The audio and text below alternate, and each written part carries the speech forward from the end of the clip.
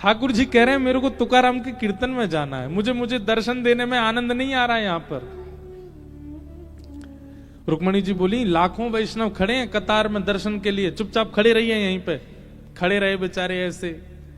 थोड़ी देर बाद ठाकुर जी फिर बोले रुक्मणी हमारा बिल्कुल मन नहीं लग रहा, हमारा जैसे जैसे तुकाराम जी उर्ध्वबाहु होकर के कीर्तन करते हैं और अपनी स्वर लहरियों को खूब तेजी से गाने लगते हैं, मन मेरा और ज्यादा आतुर होता है जाकर के सुनने का। रुक्मणी जी बोली देखिए आप कितना बड़ा अपराध करेंगे, एक तो आप दर्शन छोड़ करके जाएंगे, लाखों वैष्णव बेचारे खड़े रह जाएंगे, ऊपर से आप वहां कीर्तन में जैसे ही जाओगे तो जितने लोग कीर्तन कर रहे हैं सब आपकी ओर आकृष्ट हो जाएंगे, कीर्तन सब छोड़ देंगे, सबको अपराध लगेगा। ठाकुर जी फिर रुक गए, बोले बात तो सही है, कीर्तन में विघ्न नहीं बनना चाहिए, भले ही हम भगवान हैं। लेकिन तुकाराम जी की स्वर लहरियां ठाकुर जी के कान में जा जा करके इतना ठाकुर जी को व्याकुल कर रही हैं।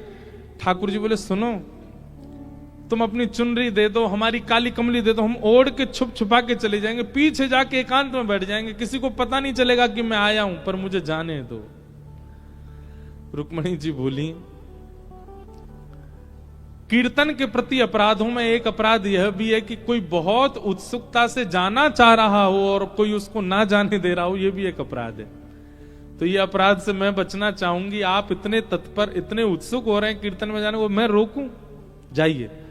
ठाकुर जी महाराज ऐसे मुंह बिल्कुल ढक करके और बढ़िया काली सौल ओढ़ करके, लंबी सी डाल करके, और बिल्कुल अपनी पीतांबरी वगैरह सब छुपा ली उसमें, और तुकाराम जी के कीर्तन में जाकर के श्री ठाकुर जी खड़े हो गए। लेकिन श्री तुकाराम जी का कीर्तन वो तो हर बार एक उत्ताल उर्मियों को प्रकट करता जा रहा था, एक अद्भुत तरंग लहर की तरह समाज में और सब बैठे हुए श्रोताओं में आ रही थी। ठाकुर जी सुनते सुनते ठाकुर जी के नेत्र बंद हो गए, और सुनते सुनते हाथ से महाराज वो सौल जो थी वो छूटने लगी, धीमे धीमे मुकुट से उतरने लगी, मुकुट से उतर करके कंधे से उतरने लगी, कंधे से उतर कर पूरी उतर गई, और उतर करके महाराज जहां तुकाराम जी ने बोले सब ऊर्ध्वबाहु के करताल बजा के नाचो, ठाकुर जी अपने करताल बजाने लगे। करताल बजा करके वैष्णवों के बीच में ही ठाकुर जी उछल उछल करके नृत्य करने लगे। पंडरीनाथ भगवान नृत्य करते करते सब लोगों ने देखा, नेत्र बंद है, नेत्रों से अविरल अश्रुधार कर रही है ठाकुर जी के, और ठाकुर जी नृत्य कर रहे हैं। अबीर गुलाल उधरी तरंग, नाथा घरी नाचे माझा सखा पांडुरंग, नाथा घरी नाचे माझा सखा पांडुरंग। पंडरीनाथ भगवान नृत्य कर रहे हैं, और वाणी जी में तो ऐसा आता है वर्णन, नाचते नाचते नाचते ठाकुर जी इतने आनंद में भर गए, इतने आनंद में भर गए कि नृत्य करते करते ठाकुर जी की पीतांबरी खुलने लगी, धीमे धीमे अंग वस्त्र नीचे उतरने लगा, और ठाकुर जी को सुध बुध ही नहीं है। तुकाराम जी के कीर्तन में ठाकुर जी उछल उछल के नृत्य कर रहे हैं। ऐसे श्री तुकाराम जी।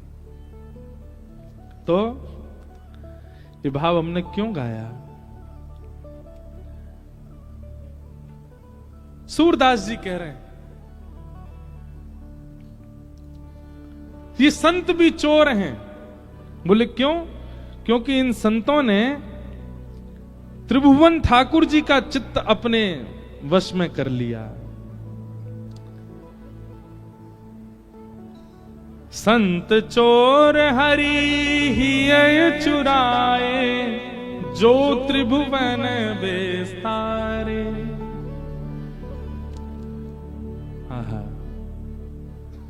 सूरदास जी कह रहे हैं सब मिल चोरी करी श्याम की, जो जासे बन आए सूरदास सट कहां लगी वर्णो माखन चोर कन्हाई।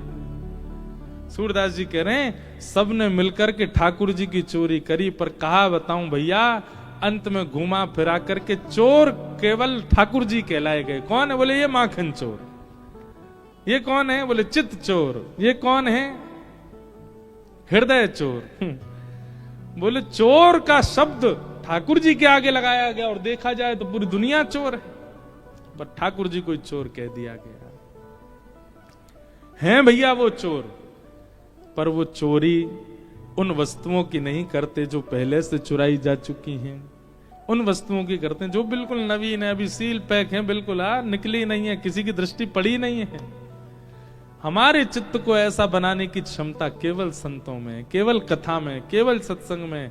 हमारा चित्त सब जगह से ला करके इकट्ठा कर दिया जाएगा और फिर जब द्वारिकाधीश के सन्मुख जाओगे हरण कर लेंगे।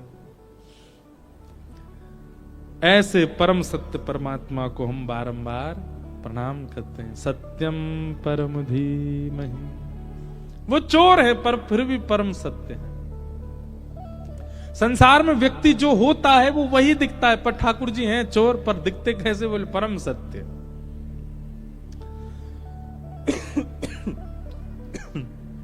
एक लीला है हमारे ब्रज की कि दुर्वासा जी आए, बड़ी प्रसिद्ध लीला है। तो दुर्वासा जी यमुना पल्ली पार आके बैठ गए। सब गोपी गई ठाकुर जी के पास, बोले लाला, बोले हम बे बताओ क्या बात है? बोले एक महात्मा आयो ब्रजमंडल में। ठाकुर जी बोले अच्छा कौन सा महात्मा? बोले दुर्वासा नाम है वाको। गोपी से ठाकुर जी बोले तो कहा काम है? मोते कहा काम बताओ।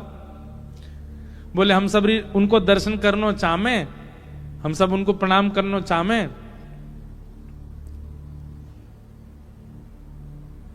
ठाकुर जी बोले भैया देखो ये दुर्वासा तो एक ही दुर्वा है, बाकी तो मैं तो पूरी दुर्वान को खानू, मुझे प्रणाम कर लो।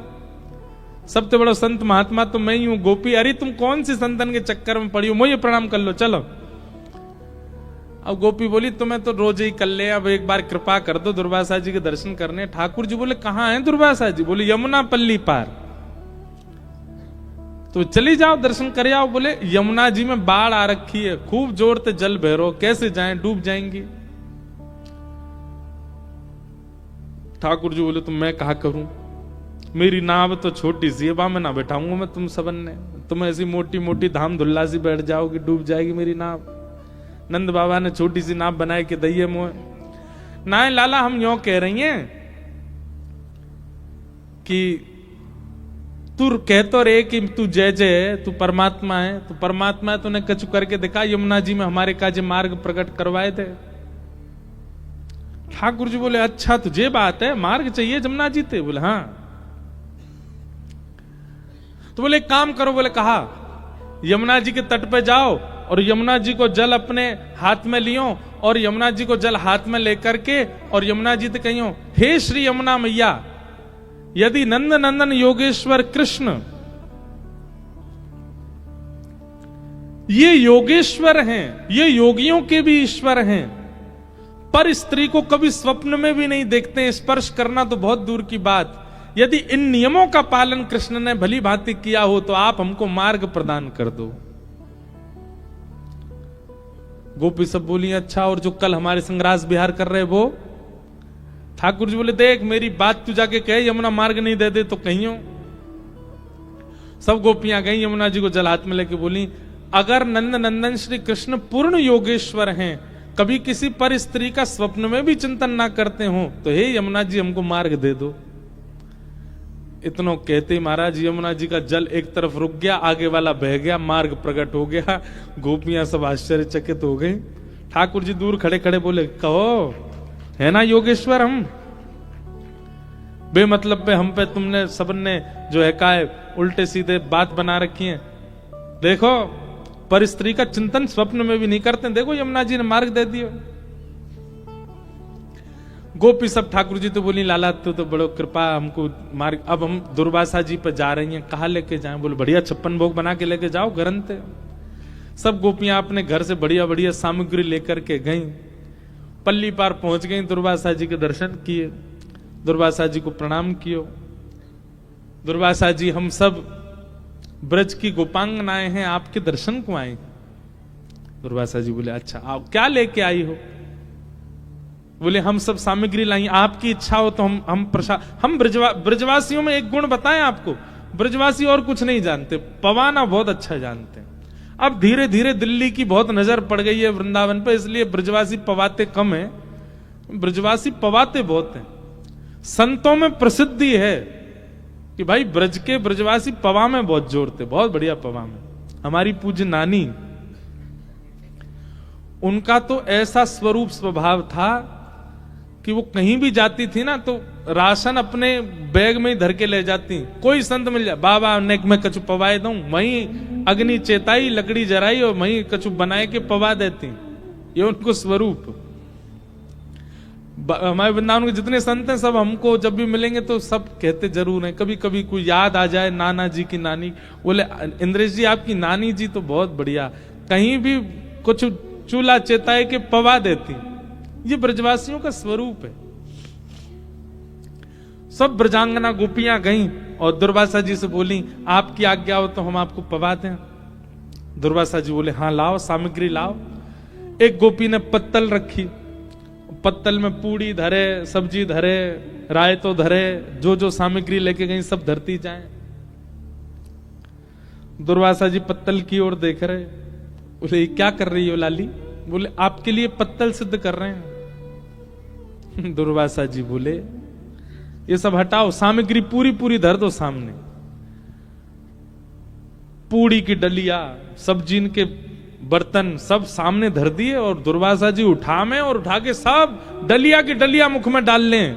एक बार में महाराज मुख नहीं कुआं बन जाए और सब एक साथ ही उड़ेलते जाएं और प्रेम से पाते जाएं। गोपियां सब देख करके बोले बाबा सच में तपस्वी हैं। सबने दर्शन किए, दर्शन करके सब गोपी बोली बाबा यहां आवे के काजे हमने यमुना जी से प्रार्थना करी, लाला ने एक उपाय बतायो, सुबास से मार्ग मिल गयो, अब हम वापस जानो चाहे, यमुना जी में बड़ी बाढ़ है, आप कोई उपाय बता दो, आप तो बड़े सिद्ध महात्मा हो, बताओ। एक क्षण में तो आप सबरी पत्तल की पत्तल कहा, डलिया की डलिया उड़ेल ली आपने मुंह में, हमारे काजी कछु उच्छिष्ट भी नहीं छोड़ो। अब यहां से वापस जावे को कछु आप उपाय बता दो, कोई मंत्र बताए दो।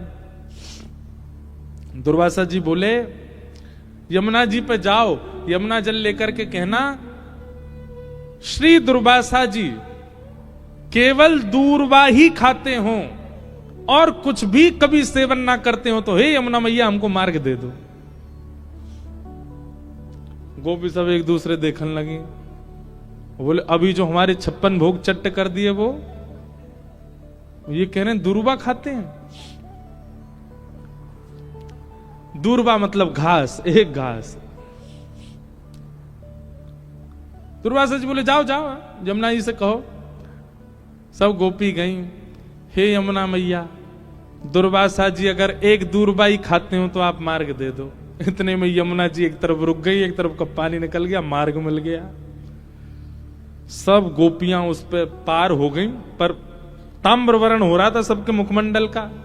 पल्ली तरफ ठाकुर जी खड़े। ठाकुर जी कहो गोपी दर्शन है गए दुर्वासा जी के, कैसे रहे दर्शन? आज कहां प्राप्त कियो सत्संग में? गोपी बोली एक ही चीज प्राप्त करी। बोले कहा?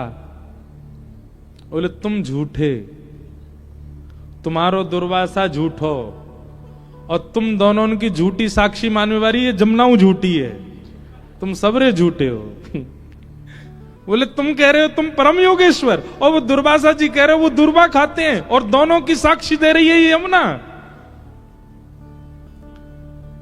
ठाकुर जी बोले प्रत्यक्ष दृष्टि से देखोगे तो ये झूठ दिखेगा, लेकिन वास्तविकता यही है कि मैं योगेश्वर हूं। स्त्री पुरुष का भेद मेरे चित्त में नहीं आता। कभी किसी पर स्त्री क्या किसी का भी काम भाव से तो चिंतन मैंने किया ही नहीं है, इसीलिए यमुना ने मार्ग दिया। और दूसरी बात दुर्वासा जी, वहां दुर्वासा जी को आपने 56 भोग दिए, प्रत्यक्ष दृष्टि में आपको लगा कि उन्होंने सब पाया, पर अप्रत्यक्ष भाव से वे दूरवा ही ग्रहण करते हैं। उनका किसी वस्तु के प्रति कभी पूड़ी खाई, सब्जी खाई, खीर खा गए, कड़ी खा गए, ये प्रत्यक्ष दिखा, पर उनके मन ने कुछ भी स्वीकार नहीं किया। वो प्रत्यक्ष भाव से दुर्वासा ही हैं और इन दोनों की साक्षी मानने वाली यमुना, ये परम सत्या है। अप्रत्यक्ष भाव से मेरा रूप दिखा नहीं है, इसलिए तुमको बहम लग रहा है। ठीक वैसे ही बंधुओं, ठाकुर जी को चोर चोर चोर सब जगह कहा गया, पर ठाकुर जी चोर नहीं, ठाकुर जी रक्षक हैं। हम सबको कहीं हमारी चोरी हो ना जाए उससे बचाने वाले ठाकुर जी। ऐसे परम सत्य श्री ठाकुर जी को हम प्रणाम करते हैं। सत्यम परम धीमहि, ऐसे परम सत्य परमात्मा को हम वंदन करते हैं। श्रीमद् भागवत के द्वितीय श्लोक में विषय, अधिकारी, संबंध और प्रयोजन, 4 बातें बताई गई। धर्म प्रोजित कैतवोत्र परमो निर्मत्सराणां सतां, वैद्यं वास्तवमत्र वस्तु शिवदं तापत्रयोन्मूलनम्। श्रीमद्भागवते महामुनिकृते किं वा परैरीश्वरः, सद्यो हृदयवरुध्यते त्रिकृतभिः शुश्रूषुभिस्तच्छणा। ध्यान से सुनिएगा। सबसे पहली बात, भागवत जी का विषय क्या, मैं बहुत विस्तार से इस भाव को बताता हूं, यहां भी बताऊं। धर्म प्रोजित कई तवोत्र परमो, परम धर्म की इच्छा चित्त में प्रकट होना, यह भागवत का विषय है। धर्म और परम धर्म ये 2 बात होती हैं। धर्म होता है देह कल्याण और परम धर्म होता है आत्म कल्याण। आप भोजन करते हैं, आप सोते हैं, आप जलपान करते हैं, ये सब धर्म कहलाते हैं। आप 10 बजे सो जाते हैं, 11 बजे तक नहीं उठते हैं, यह भी धर्म है। आप 4 बजे सुबह उठ जाते हैं, यह भी धर्म है। आप दर्शन के लिए द्वारिका जाते हैं, यह भी धर्म है। आप परिक्रमा प्रदक्षिणा करते हैं पैरों से, यह भी धर्म है। पर परम धर्म क्या है? परम धर्म जहां देह प्रधान नहीं है, आत्मा प्रधान है, उसको परम धर्म कहा जाता है। कथा सुन रहे हैं, ये क्या है? ये परम धर्म है। यहां देह प्रधान नहीं है। कथा में आपके देह को कुछ भी प्राप्त नहीं होगा, आत्मा को प्राप्त होगा।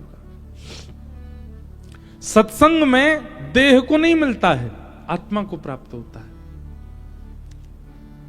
हमारे वृंदावन के पूज्य श्री प्रेमानंद जी महाराज, उनका प्रवचन लाखों लोग सुनते हैं, करोड़ों लोग सुनते हैं, और 2 बजे महाराज रात में इतनी कड़ाके की सर्दी में भी लोग खड़े रहते हैं उनके दर्शन को। क्यों? देह को नहीं पोषण किया उन्होंने, चित्त को पोषण किया, आत्मा को पोषण। और जब आत्मा पोषित होती है ना, तो व्यक्ति देह के अभिमान से परे हो जाता है। आत्मा जब पुष्ट हो जाती है तो देह का फिर अभिमान नहीं रहता व्यक्ति को। मुझे नींद आ रही है, मुझे सोना है, मुझे 6 घंटे से पहले मत उठाना, यह भी एक देह अभिमान है। परंतु परम वैष्णव बीतराग भक्त होता है ना, वो केवल उतना ही सोता है जितने में उसका काम हो जाए। कई बार तो भक्त जन ऐसे भी हैं, वो ज्यादा से ज्यादा, हमारे ब्रज में तो कई ऐसे भक्तों के मैंने दर्शन किए, 2 घंटा सोते हैं बस। साइंस घूम जाती है, डॉक्टरों का सिर घूम जाता, बोले ये हो ही नहीं सकता, 2 घंटा कोई कैसे सो करके जीवित रह सकता है? पर रहते हैं। जब आत्मा पोषित होती है तो देह दास बन जाता है। अभी क्या है? अभी हमारा देह स्वामी है और आत्मा उसकी दास है।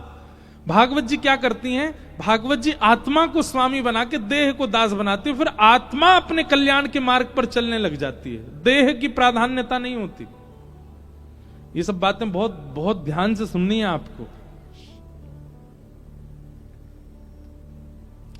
अभी देह प्रधान है हमारा, पर जिस दिन आत्मा प्रधान हो जाएगी, आप देह को गौड़ मानने लग जाओगे, देह की इतनी चिंता आपको नहीं होगी। हम लोग सुनते हैं सतयुग त्रेता द्वापर में 1000 वर्ष तक तपस्या कर रहे हैं, 500 वर्ष तक तपस्या कर रहे हैं, और इस कलिकाल में किसी व्यक्ति के 5 साल की साधना देख करके हमारी आंखें खुली रह जाती हैं। अरे बाप रे, इन्होंने कैसे कर लिया? क्यों? हम सब देहाभिमानी, हमारा देह कष्ट सह ही नहीं सकता।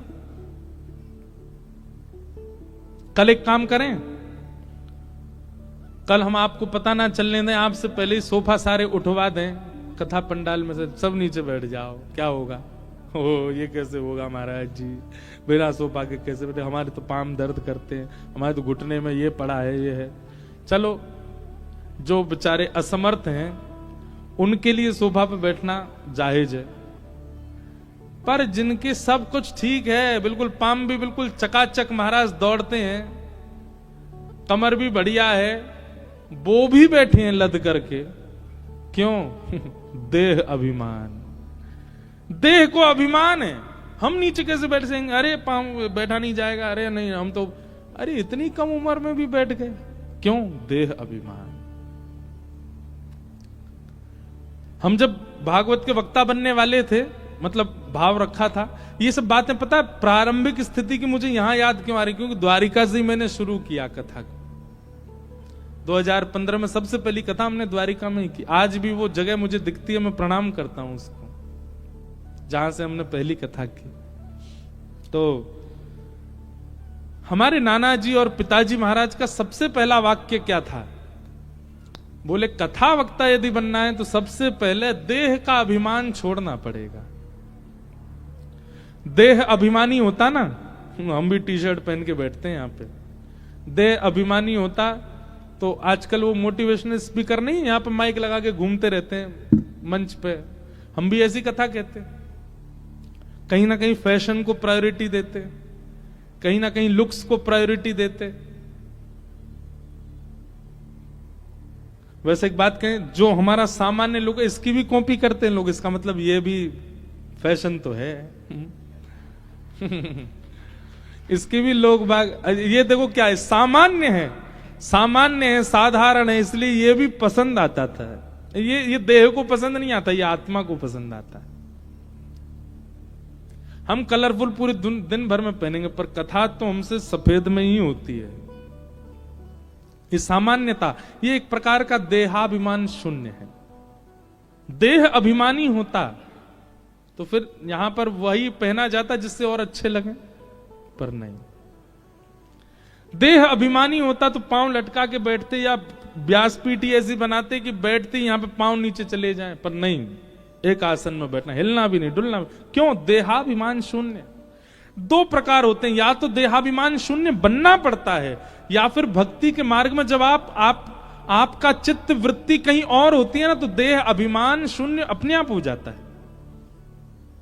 कई बार आपने देखा, आप किसी चिंतन में होते हो तो चिंता करते करते करते पता चल इतनी गर्मी में भी पंखा नहीं चला, एसी नहीं चला, पसीने आ रहे हैं, पर उस चिंतन में इतने तत्पर थे कि आपको गर्मी का अनुभव नहीं हुआ।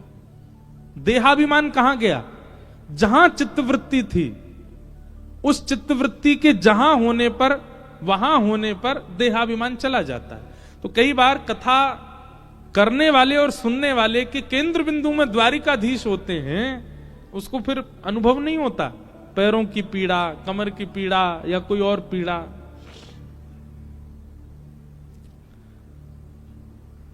तो भागवत जी का विषय क्या है? देह अभिमान को शून्य करना।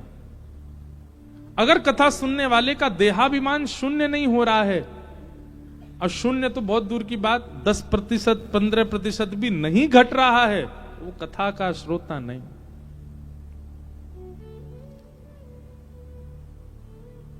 जो प्रायोरिटी संसार का व्यक्ति अपने देह को देता है, वो वैष्णव नहीं देता। वो देह से सर्वथा अंतरंगी हो जाता है।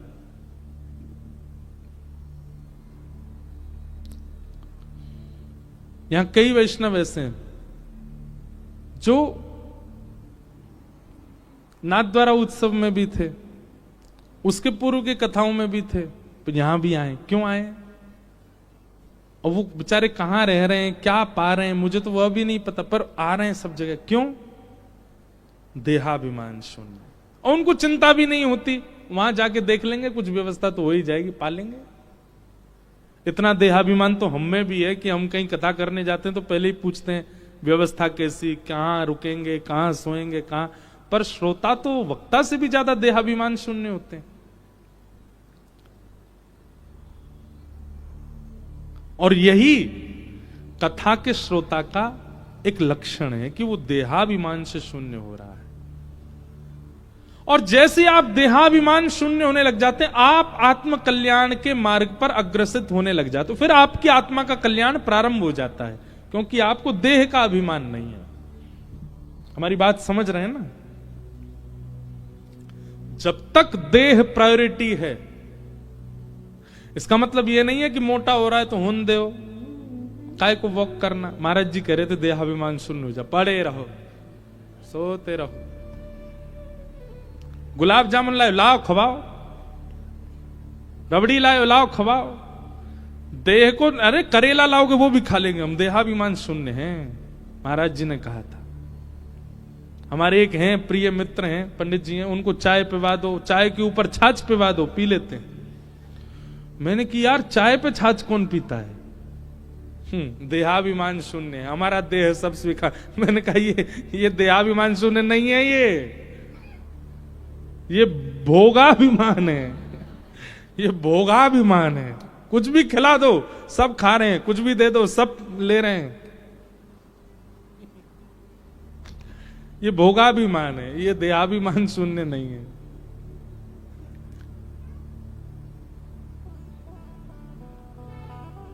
हाँ,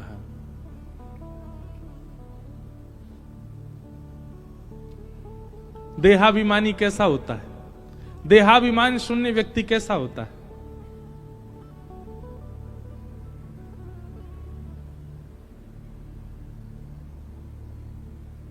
मैं तो गोविंद रा गुण गासूं, राणा जी रूठे तो मने खाए करसी।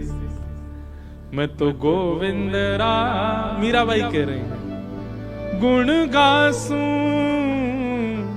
राणा जी रूठे तो मने खाए करसी। देहाभिमान ऐसा होता है, राणा जी रूठे, इनके रूठने से क्या फर्क पड़ता है? अरे भली मानो कि ये रूठ रहे हैं, कहीं जगत नियंता रूठ गया तो क्या होगा? रूठे चाहे राजा वासे कछु न काजा, एक तू ही महाराजा और कौन पास जाएंगे। रूठे चाहे भाई वासे कछु ना भलाई, एक तू ही है सहाई और कौन को सराहेंगे। रूठे चाहे शत्रु और मित्र आठों याम, एक तेरे चरणन के नेह को निभाएंगे। जग सारा झूठा एक तू ही है अनूठा, रूठ जाए चाहे सारा जग पर तू ना रूठा चाहिए। हमारे फूफा जी रूठ के चले गए हैं, महाराज जी क्या करें? कथा में बुलाया था उनको, कल रात में रबड़ी खत्म हो गई, उनको मिली नहीं, रूठ के चले गए महाराज जी।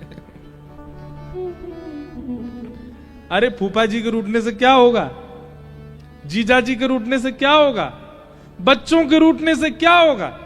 कुछ नहीं, ये तो संसार है, ये आपसे सदैव प्रसन्न नहीं रह सकता।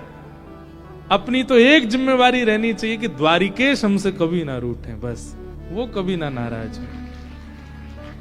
और सुनो, वो रबड़ी से नहीं रूठते, वो लड्डू से नहीं रूठते, वो ध्वजा जी नहीं चढ़ाओगे तो रूठ जाएंगे, ऐसा नहीं है।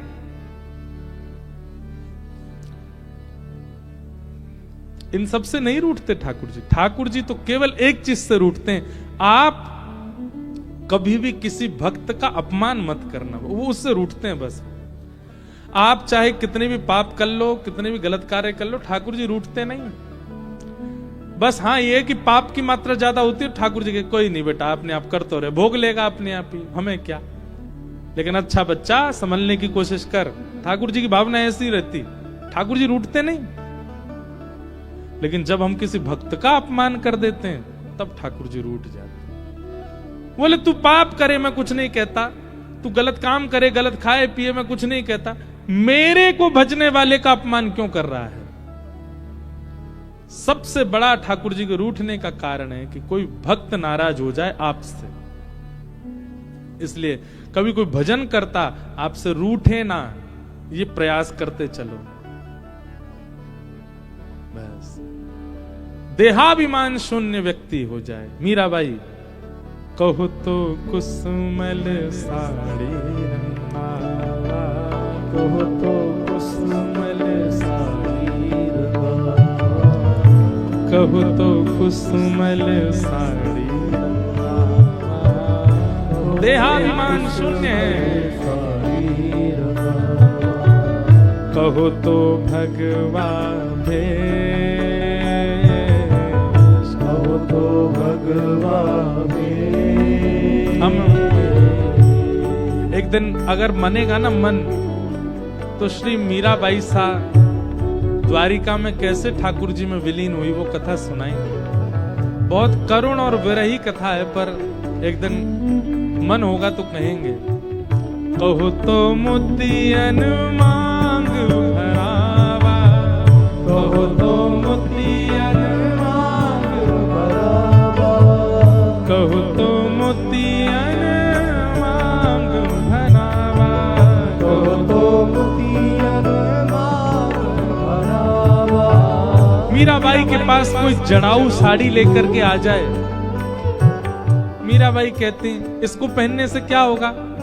कोई कह देता मीरा तू सुंदर लगेगी, सब तुझको देखेंगे। मीराबाई नहीं पहनती थी, पर कोई आके कह देता अरे ऐसे ही लहंगा गोपियां पहन के जाती थी, तभी श्याम सुंदर देखते थे। तुरंत मीराबाई पहन लेती, क्यों? श्याम सुंदर देखेंगे। किसी संत को देख लेती भगवा वेश में, कहती आप संत ऐसे रूप में क्यों रहते हैं? बोले इससे ठाकुर जी की दृष्टि रहती है। मीराबाई भी भगवा वेश धारण करके रखती। कहो तो मोतियन मांग भरावा, कहो चिटकावा केश। एक दिन मीराबाई अपने केश ही उतारने को तैयार हो गई। क्यों? हमने सुना है कि बिना केश के रहने से ठाकुर जी को अच्छा लगता है। ये देहाभिमान शून्य है।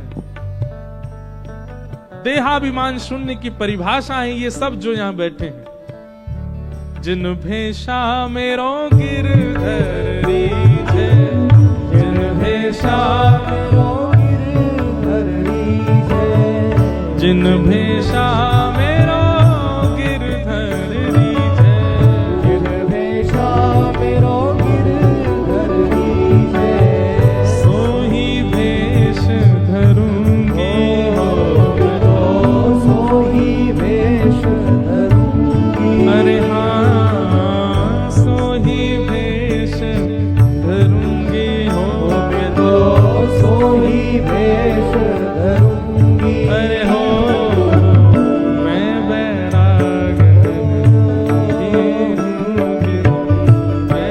करताल बजा के गाओ। हे हूँगी मैं बैराग हूँगी, मैं बैराग। यही है देहाभिमान शून्य।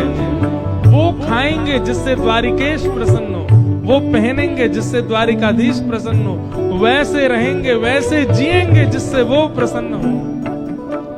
जिन भेषा मेरो साहिब रीझे, जिन भेषा मेरो साहिब रीझे, जिन भेषा मेरो गिरधर रीझे,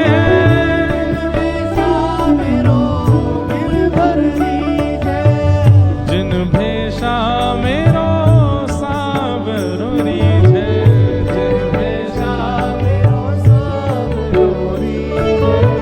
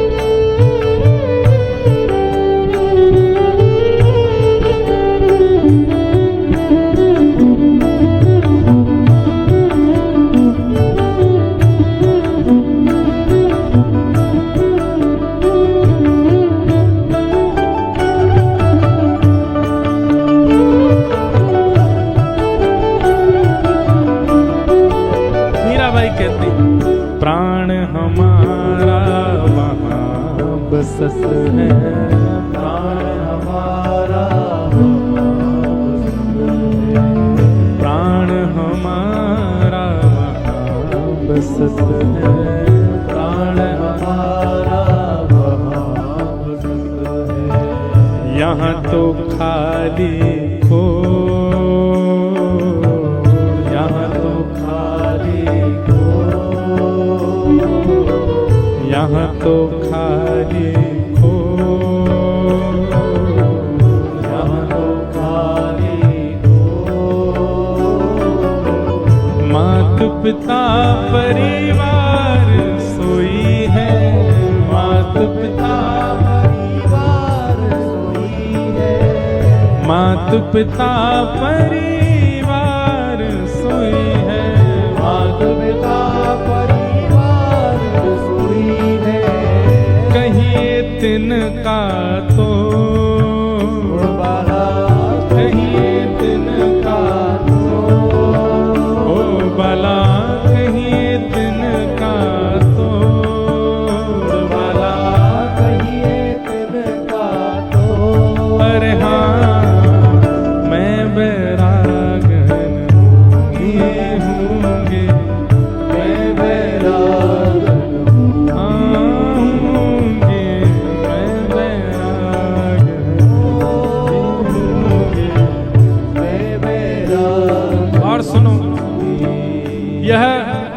देहाभिमान शून्य किसको कहते हैं? ये सब सारी पंक्तियां मीराबाई की देहाभिमान शून्य को प्रकट करती हैं। यातन की मैं करूं किंकरी, यातन की मैं, यातन की मैं करूं किंकरी, यातन की मैं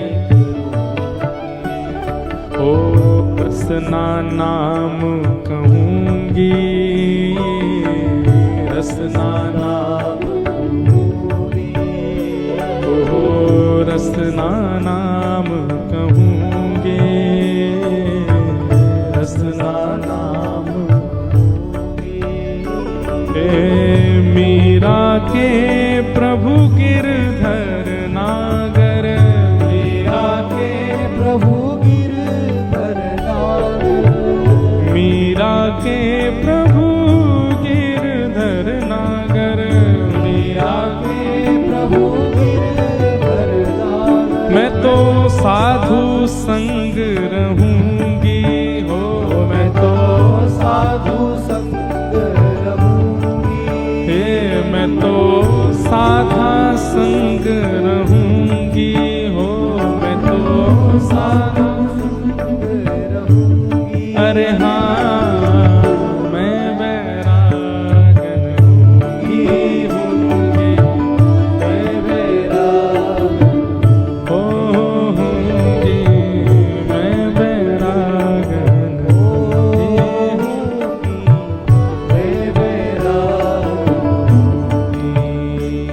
बाला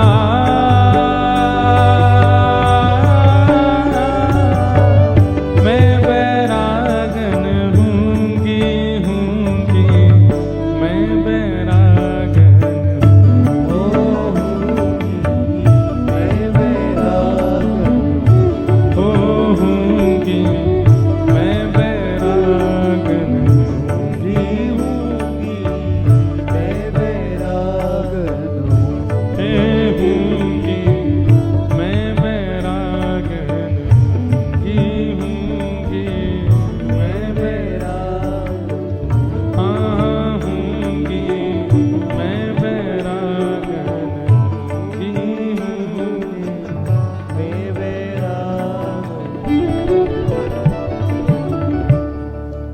देहाभिमान शून्य। सुनना बहुत आसान, करना उतना ही कठिन, पर जितना हो करो। किसी एक इंद्रिय को भी आपने अगर अभिमान शून्य कर लिया तो भी भगवत कृपा हो जाएगी। कोई एक इंद्रिय भी आपकी संभल जाए, सुधर जाए, वो संसार के वशीभूत ना हो बस। और विशेष रूप से अगर ये पंच, आंख, नाक, जीव, कान और त्वचा, रूप रस स्पर्श गंध शब्द की भोक्ता, इन पांचों में से अगर एक भी ठाकुर जी के सन्मुख हो गई पूर्ण रूपेण, मतलब आंखों से देखना है तो केवल ठाकुर जी को देखना है, या भगवत संबंधी भावों को देखना है, उसके अलावा किसी के प्रति हमारी उत्सुकता बढ़ेगी ही नहीं। आंख नहीं कर पा रहे तो कानों से केवल भगवत चर्चा सुननी है, भगवत लीला सुननी है, भगवत गुण सुनने हैं, भगवत कथा सुननी है। इन कानों से और कुछ सुनना ही नहीं। आंख भी नहीं हो पा रही, कान भी नहीं हो पा रहे, तो जिह्वा को ही डाल दो ठाकुर जी के चरणों में। इस जीव से केवल प्रसाद ग्रहण करेंगे। प्रसाद के अलावा कुछ भी, कितने भी बहुव्यंजन क्यों ना बने हो, भगवत प्रसाद नहीं है तो ग्रहण नहीं करेंगे। इन तीनों इंद्रियां, ये तीनों ही खतरनाक हैं, जीव, आंख और कान। इन तीन में से तीनों नहीं, एक भी यदि भगवत सन्मुख हो जाए पूर्ण रूपेण, तो भी भगवत प्राप्ति संभव है, संभव है, संभव है। हम व्यासपीठ से कह रहे हैं, हमारी जिम्मेवारी बनेगी, आपकी हमारी जिम्मेवारी है कि मिलेंगे ठाकुर जी, बस इन तीन में से एक भी भगवत सन्मुख हो जाए।